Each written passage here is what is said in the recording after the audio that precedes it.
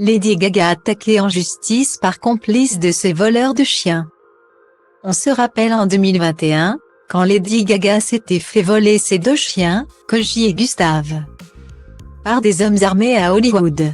2 ans plus tard, le 24 février, la chanteuse iconique se retrouve attaquée en justice par l'une des complices du rapt, pour une raison surréaliste. Lady Gaga était bouleversée lorsque des individus s'en sont pris à ses compagnons adorés. En 2021, les 2 bulldogs de la chanteuse de Poker Face, Koji et Gustave, avaient été kidnappés. Et leur promeneur, Ryan Fisher, attaqué par un individu armé d'un pistolet semi-automatique. Folle des chiens depuis toujours, elle a même créé, en 2015, une ligne de vêtements canins. Chamboulés.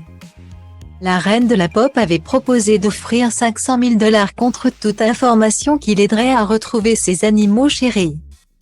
Ryan Fisher n'a pas caché être toujours traumatisé par son agression, dans les colonnes du CBS Morning. Et si les ravisseurs ont été arrêtés et inculpés pour tentative de meurtre et vol?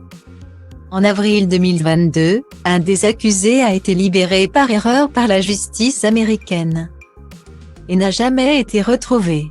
D'après Nice Matin, un des agresseurs, Jalen Keshawn White, aurait quand même écopé de 4 ans de prison ferme. On pensait l'affaire alors finie. Le 24 février 2023, 2 ans après la fin de cette affaire, le magazine américain TMZ révèle qu'une dénommée Jennifer McBride, celle qui a retrouvé Koji et Gustave, attaque la star en justice pour ne pas avoir reçu sa récompense.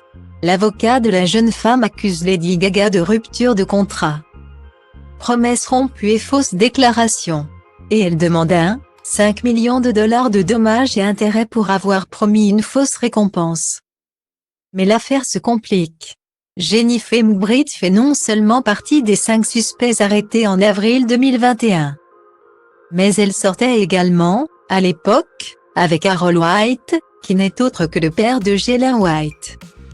Le coupable reconnu, aux côtés de ses complices, James Jackson et Lafayette Wallet. Son profil sème donc le doute quant à son impartialité dans cette affaire. Affaire à suivre.